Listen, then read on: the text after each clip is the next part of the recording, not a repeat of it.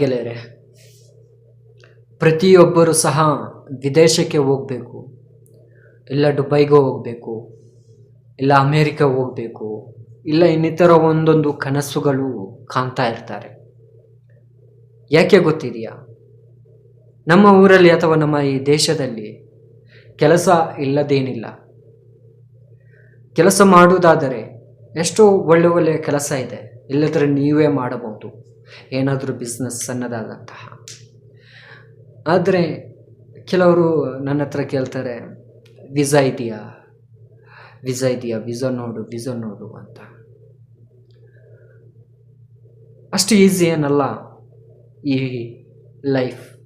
ನಾವು ವಿದೇಶದಲ್ಲಿ ಕೂತ್ಕೊಂಡು ದುಡಿದುಕೊಂಡು ಅಷ್ಟು ಈಸಿ ಏನಲ್ಲ. ನಮ್ಮ ಊರಲ್ಲಿ ಕೆಲಸ ಮಾಡುವುದಾಗೆ ಇಲ್ಲಿ ಮಾಡೋದು ಅಷ್ಟು ಈಸಿ ಅಲ್ಲ. ತುಂಬ ಯಾರೂ ಇರಲ್ಲ, ಫ್ರೆಂಡ್ಸ್ ಇರಲ್ಲ, ಫ್ಯಾಮಿಲಿ ಇರಲ್ಲ, ಯಾರು ಸಹ ಇರಲ್ಲ. ಇಲ್ಲಿ ಕೆಲಸ ಆಯಿತು, ನಾವಾಯಿತು, ನಮ್ಮ ನಿದ್ದೆ ಆಯಿತು, ಅಷ್ಟೇ, ಬೇರೆ ಏನಿಲ್ಲ.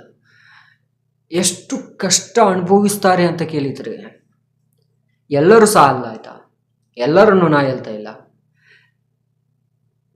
ನೋಡಿ, 10ರಲ್ಲಿ ಒಂದು 10%ಅಲ್ಲಿ 1% ಸಂತೋಷದಲ್ಲಿರುವಂತಹ ಈ ವಿದೇಶಗಳಲ್ಲಿ, ಬಾಕಿ 9% ಕಷ್ಟದಲ್ಲೇ ಇರೋದು. ಯಾಕೆಂತ ಕೇಳಿದರೆ ಕೆಲವರು ಸ್ಯಾಲ್ರಿ ಕೊಡಲ್ಲ, ಕೆಲವರು ತಿನ್ನಲಿಕ್ಕೇನು ಕೊಡಲ್ಲ, ಸ್ಯಾಲ್ರಿ ಕೊಟ್ಟರು ಸಾಕಾಗಲ್ಲ. ಕೆಲವರು ಹೇಳ್ತಾರೆ, ವಿದೇಶದಲ್ಲಿದ್ದೀಯಾ, ನಿನಗೇನು ತೊಂದರೆ, ನಿನಗೇನು ನಷ್ಟ ಇದೆ, ನಿನಗೆ ದುಡ್ಡು ಸಿಗ್ತಾ ಇಲ್ವಾ, ನಿನಗೆ ಹಾಗೆ ಸಿಗ್ತಾ ಇಲ್ಲ. ಅಷ್ಟು ಈಸಿ ಅಲ್ಲ. ಈ ಪರದೇಸಿ ಅಂತ ಹೇಳ್ತೇವೆ ನಾವು, ನಮ್ಮ ಭಾಷೆಯಲ್ಲೆಲ್ಲ ಪರದೇಸಿ ಅಂತ. ಈ ಪರದೇಸಿ ಲೈಫ್ ಇದೆಯಲ್ಲ, ಅಷ್ಟು ಈಸಿ ಅಲ್ಲ. ಊರನ್ನು ಬಿಟ್ಟು, ನಮ್ಮ ದೇಶವನ್ನು ಬಿಟ್ಟು, ನಮ್ಮ ಸಂಸ್ಕೃತಿಯನ್ನು ಬಿಟ್ಟು, ನಮ್ಮ ಆಟಗಳನ್ನು ಬಿಟ್ಟು, ನಮ್ಮ ಆಲೋಚನೆಗಳನ್ನು ಬಿಟ್ಟುಕೊಂಡು ಇಲ್ಲಿಗೆ ಬಂದು ಕೂತ್ಕೊಂಡು ಹಣ ಆಗಬಹುದು. ಆದರೆ ಎಷ್ಟು ಹಣ ಮಾಡಿದರೂ ಮನಸ್ಸಿಗೆ ನೆಮ್ಮದಿ ಇಲ್ಲದೆ ಹಣ ಮಾಡಿ ಏನಾಗತ್ತೆ?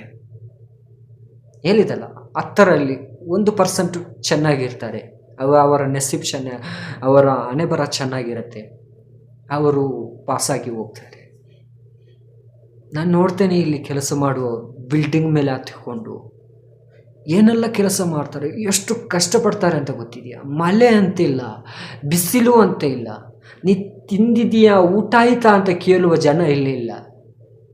ಅಂತಹ ಪರಿಸ್ಥಿತಿಯಲ್ಲಿ ಇರುವಂತಹ ಜನರು ಸಹ ಇರ್ತಾರೆ. ಅದರ ಮೇಲೆ ಸ್ಯಾಲ್ರಿಗಳು ಸಿಕ್ಕಲ್ಲ. ಕೆಲವರಿಗೆ ಕೊಟ್ಟರು ಅರ್ಧ ಸ್ಯಾಲ್ರಿಗಳು ಕೊಡ್ತಾರೆ. ಅದು ಮನೆಗೆ ಕಳಿಸ್ಬೇಕಾ, ಇವರ ಖರ್ಚಿಗೆ ಇಡಬೇಕಾ ಅಂತ ಯಾರಿಗೂ ಗೊತ್ತಿಲ್ಲ.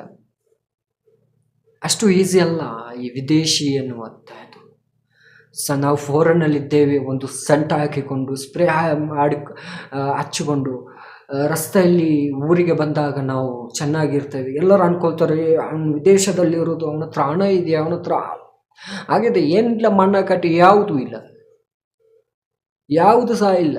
ಎಲ್ಲ ಸುಮ್ಮನೆ, ಎಲ್ಲ ಫೋಕಸ್. ಇಲ್ಲಿಗೆ ಬಂದಾದ ನಂತರ ಗೊತ್ತಾಗತ್ತೆ, ಅಯ್ಯೋ ನರಕಕ್ಕೆ ಬಂದು ಬಿದ್ದೆ. ಅವಾಗ ಆಲೋಚನೆ ಮಾಡಿ ಏನು ಕರ್ಮ ಇದೆ, ಏನು ಲಾಭ